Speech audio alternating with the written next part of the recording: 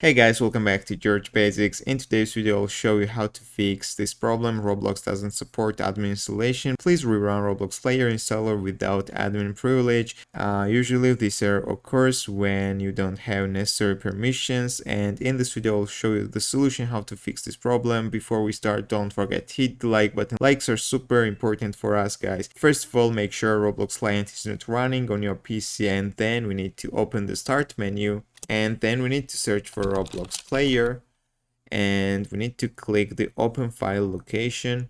Then we need to find Roblox Player again, right click on it and click open file location again.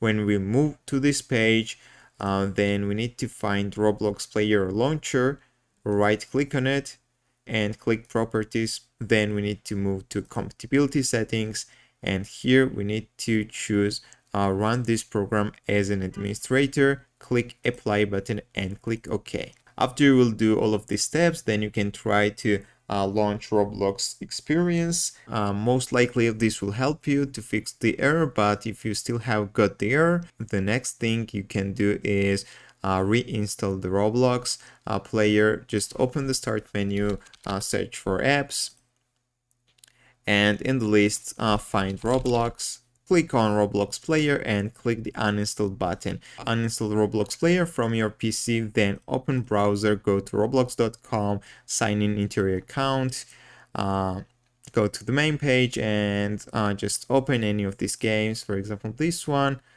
Click the play button and Roblox will start the download process. Thank you for watching and don't forget to subscribe. See you in the next video.